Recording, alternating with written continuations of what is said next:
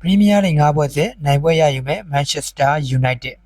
ကျွန်တော်ဗီဒီယိုတွေမတင်ပြတာတက်တော်အကောင့်လေး error လေးဖြစ်နေလို့ပါအခုနောက်ပိုင်းမှာတော့ဗီဒီယိုလေးတွေပြန်နေပေးသွားဖို့ရှိပါတယ်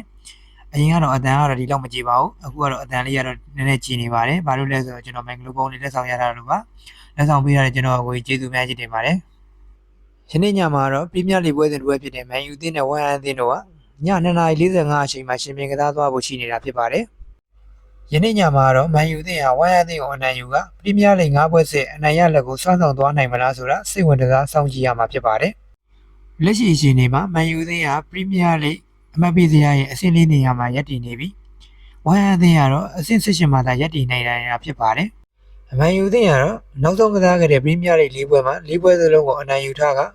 ယနေ့ညမှာလည်းထပ်မံအနိုင်ယူပြနိုင်ဦးမလားဆိုတာစိတ်ဝင်စားစောင့်ကြည့်ရမှာဖြစ်ပါတယ်ဝမ်အသင်းကလည်းနောက်ဆုံးကစားခဲ့တဲ့ပရီးမီးယားလိဂ်၄ပွဲမှာ၃ပွဲအထိအနိုင်ရယူထားက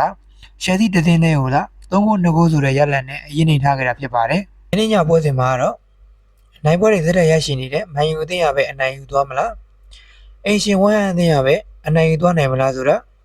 ညီကိုတို့ရဲ့အမြင်ကိုကောမန့်မှာဝင်ရောက်ဆွေးနွေးပေးကြပါအားလုံးကိုကျေးဇူးတင်ပါတယ်ခင်ဗျာ။